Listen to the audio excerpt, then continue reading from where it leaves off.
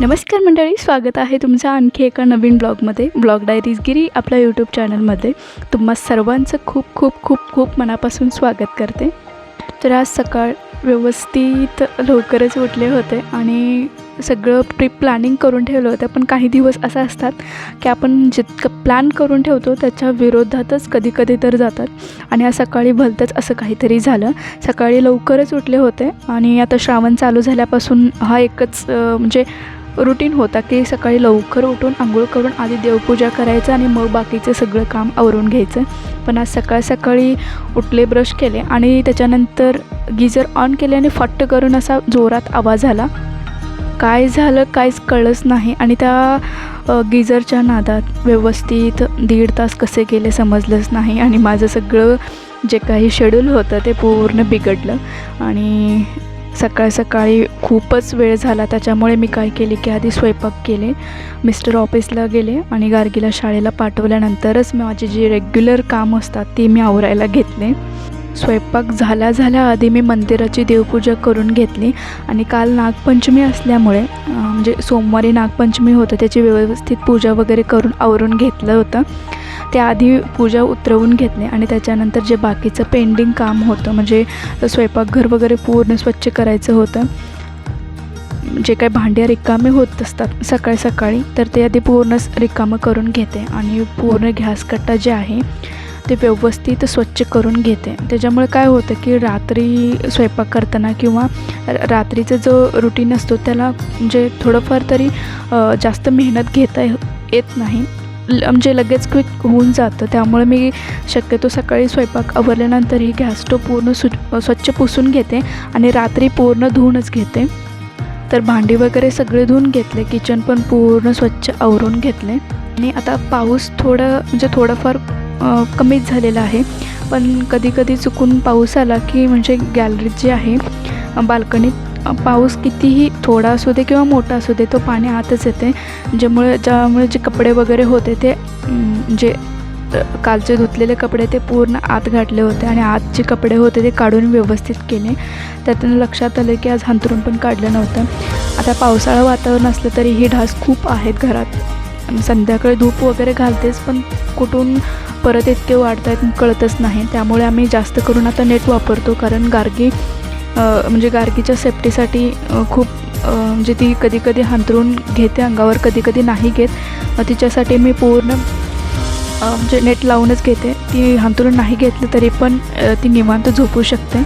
तर अंथरूण वगैरे जे काही होतं तर पसारा म्हणजे बेडवरती तसाच होता, ते पण सगळं आवरून घेतले. बेड व्यवस्थित क्लीन करून घेतले.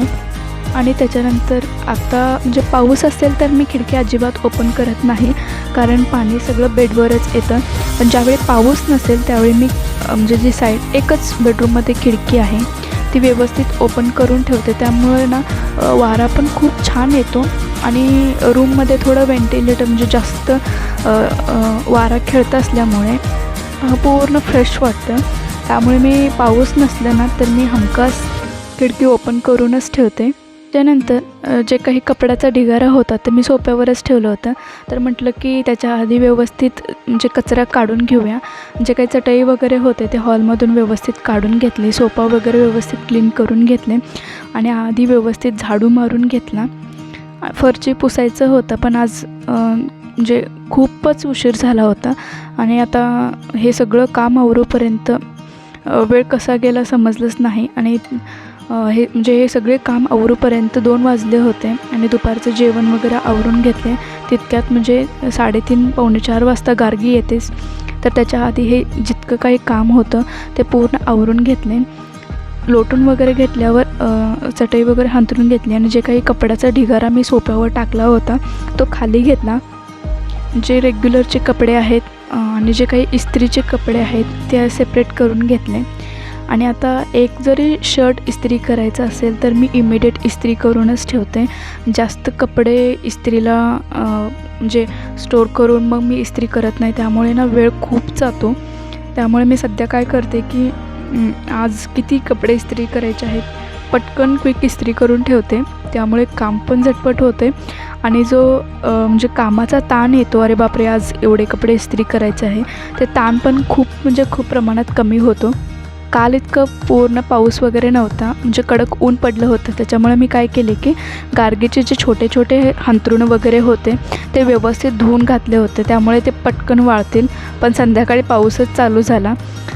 कपडे जे काही इस्त्री करायचे होते ते इस्त्री करून घेतले आणि त्याच्यानंतर संध्याकाळी म्हणजे सकाळीच मला कुंचन सेवा करायचं होतं, पण खूपच उशीर झाल्यामुळे त्याच्यामुळे मी संध्याकाळीच कुंचन सेवा करायला घेतले. तर व्यवस्थित त्याची पूजा मांडणी वगैरे जे काय आहे ते करून घ्यायला मी सुरुवात केली. पारायण असो किंवा कुंचन सेवा असो, म्हणजे जी काही पूजा वगैरे असतात, ज्यावेळी मी घरात पूजा म्हणजे असं मांडणी करते ना, त्यावेळी घराचं वातावरण एक वेगळ्याच प्रकारे म्हणजे दरवळत असतं. एक प्रकारचं प्रसन्न वातावरणच तयार होतो. तर चला मग मंडळी, व्हिडिओ बघणारा प्रत्येकाला मनापासून धन्यवाद म्हणत आजचा व्लॉग मी इथेच संपवते. व्हिडिओ आवडल्यास नक्की फॉलो करा.